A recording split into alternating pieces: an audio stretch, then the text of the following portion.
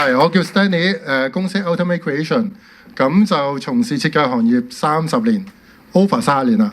咁就自己公司就超過10年。咁本身我哋香港 base， 我哋一間室內設計公司，咁但係我哋就同出邊市面有少少唔同。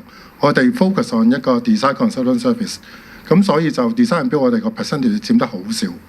咁亦都係因為咁嘅關係，我哋喺2013-14年開始已經進駐咗其他國家。咁我哋亦都喺東南亞、印尼啊、檳城啊、新加坡，我哋都有唔同嘅室內設計 project 喺裏邊嘅。Okay, well, Stanley, can you talk about some of the challenges facing the Hong Kong interior design industry? Why are there less jobs for interior designers in Hong Kong, and how has AI and disruptive technologies like that been playing a role in the development of your sector? 我諗喺香港最大嘅挑戰其實從來都唔係 AI， 香港最大嘅挑戰就全部都係錢，係啦。咁點解咁講呢？因為我諗個個人都係㗎啦，大家諗住做自己嘅設計裝修項目嘅話，都係平靚正最好，最平嘅 cost 做到最有效嘅嘢，俾我就非常之滿意啦。我諗在座各位老闆都係咁諗㗎啦。我有一個3千尺寫字樓，最低嘅 budget 幫我做得好佢，嗱全部有鏡有剩有燈，全部俾晒我就最好。咁所以導致到咧有好多客人而家咧都會北上裏邊揾傢俬廠啦，揾淘寶啦，揾其他嘢去做。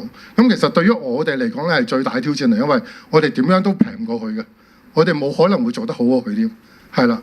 咁所以我哋變相我哋就要用一個唔同嘅睇法去話俾客人聽，究竟我哋嘅賣點喺邊度？我哋 selling point 喺邊度？我哋專業喺邊度？我哋而家唔係賣一個櫃俾你，我哋而家唔係賣一張圖紙俾你，我哋賣我哋嘅專業，我哋點樣去跟呢個 project management？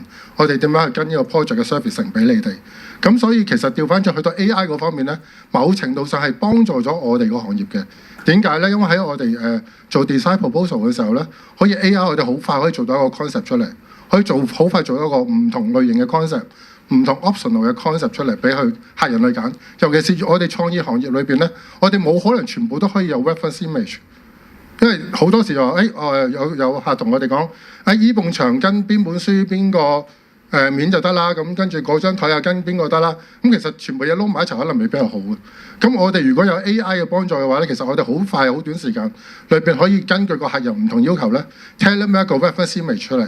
嗰個唔係 rendering， 唔係 3D 效果度，只不過可以令到佢更加容易 imagine 到究竟自己個 project 嗰個 reference 同埋個效果係點樣嘅啫。當然最尾我哋都會出到個 3D 同埋個效果度，令佢更加知道將來個效果係點樣。Okay, now can you tell us about your company's expansion to Southeast Asia? Because I understand you're opening a showroom in Jakarta. What are you doing there, and what kind of projects are you making？ 呢個就好機緣巧合底下咧，就發覺，因為如果仲係斟酌住做香港嘅 project 嘅話咧，就好難有一個突破點。咁亦都好幸運地，我哋2013年開始就有一個 overseas 嘅 project 喺印尼。咁我哋一路做到而家都有。咁我哋發覺，我哋2018年其實已經想開一個分公司喺嗰邊㗎啦。咁但係奈何啦，2019年想實行嘅時候，2021、22就係疫情。咁我諗亦都係好彩，都係唔好彩。唔好彩就褪遲咗幾年。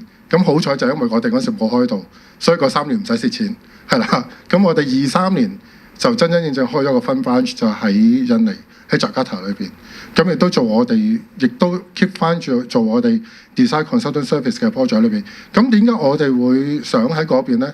因為東南亞地區應該個 GDP 最好，亦都做我哋室內設計行業裏邊最成熟嘅國家應該就係印尼，因為越南亦都未到我哋個 part， 我諗基建嗰方面會多啲，柬埔寨更加唔好諗啦，得一條街旺嘅啫，其他地方一啲都唔旺，咁所以我哋就會選擇喺印尼。咁印尼都靠近新加坡，亦都靠近馬來西亞嗰邊，亦都靠近澳洲。咁我哋就想喺印尼裏邊做一個分公司之後咧，我哋就可以將個生意拓展到去新加坡啊、馬來西亞、檳城啊、澳洲嗰方面。